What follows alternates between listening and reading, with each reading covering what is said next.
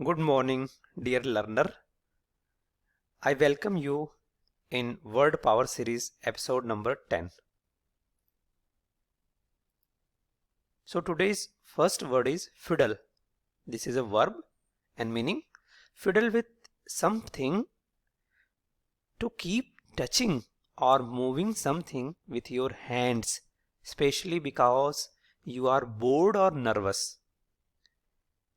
यानी अपने हाथों से किसी चीज को छूना या हिलाना, विशेषकर इसलिए कि आप उब गए हैं या घबराए हुए हैं.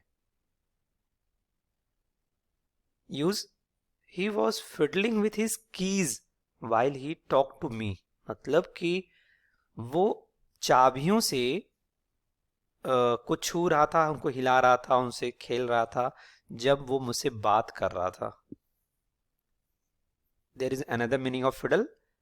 Fiddle something, to change the details or figures of something in order to try to get money dishonestly or gain an advantage. बेईमानी से लाभ पाने के लिए तथ्यों, हिसाब आदि में हेराफेरी करना. This is also known as fiddle. Use to fiddle the accounts, यानी अकाउंट्स में हेराफेरी करना. Next is resurrect. This is a verb meaning resurrect something, to bring back into use something such as a belief, a practice, etc. that had disappeared or been forgotten.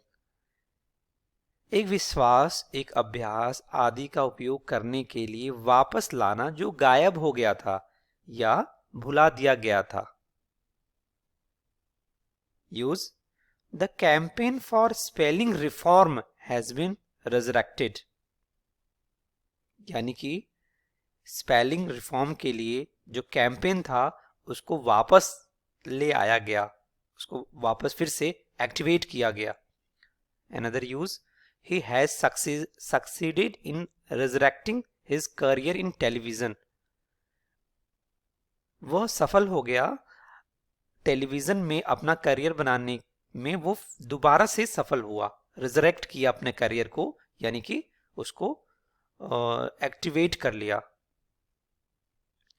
And last use, to resurrect the innings. ये कई बार cricket के sports page में cricket से लिया जाता है कि टू रेजरेक्ट द इनिंग्स मतलब उन्होंने इनिंग को जो काफ़ी स्लो चल रही थी या ख़राब चल रही थी, जो रन रेट चल रहे थे, उसको क्या किया उन्होंने, वापस से इम्प्रूव कर लिया, एक्टिवेट कर लिया.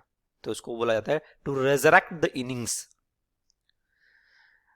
रेजरेक्ट का एक और मीनिंग यूज़ किया जाता है, resurrect somebody, to bring a dead person back to life, पुनर्जीवित करना. Trudge, this is a verb meaning to walk slowly or with heavy steps because you are tired or carrying something heavy. धीरे धीरे या भारी कदमों से चलना क्योंकि आप थके हुए हैं या कुछ भारी उठा रखा है. Use, he trudged the last 2 miles to the town. यानी कि वह टाउन में पहुंचने के लिए आखिरी 2 माइल्स उसने क्या किया, बहुत ही भारी कदमों से चला, यानी वो इतना थक गया था उसे चला नहीं जा रहा था. Another use, the men trudged up the hill laden with supplies. जो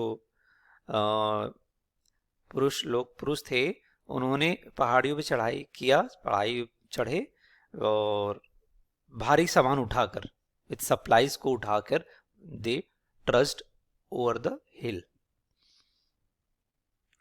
Next is jing. This is a noun and meaning energy, enthusiasm or liveliness. Use, he was expected to add some jing to the Leicester team. यानी कि जो वो उससे ये उम्मीद की जा रही थी कि वो टीम में जो कि अपनी चमक खो चुका है, उस टीम में वो क्या करेगा, कुछ लाइवलीनेस, कुछ एनर्जी ऐड करेगा. Another use, to lose its jing, यानी कि अपने इंथुसियाज्म को, एनर्जी को खोना. This is known as jing.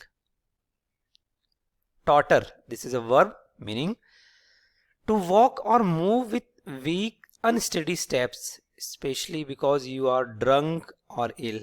खड़े होते या चलते हुए लड़खड़ाना, नशे में, बीमारी में या कमजोर होने के कारण. सिनोनिम, टॉटर का सिनोनिम है स्टैगर, स्टैगर करना यानी कि लड़खड़ाते हुए चलना. Use, she manage to totter back to her seat. उसने अपनी सीट पर पहुंचने के लिए लड़खड़ाते हुए वो अपने सीट पर पहुंच गई. Another meaning, to be weak and seem likely to fall.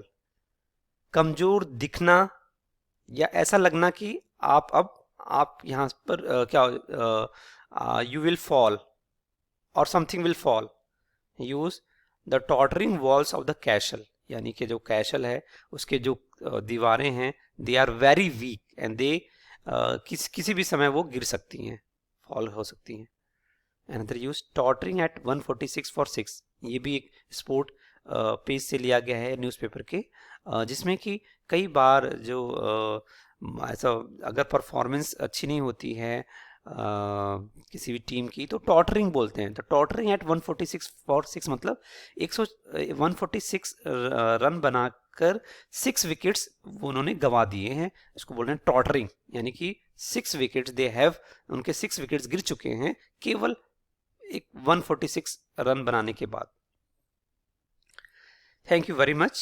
And dear learner, if you have any new word with you, you can share with me, or you can also share with me how many new words you are getting in each lecture, so that I will feel motivated to make more such videos. Thank you.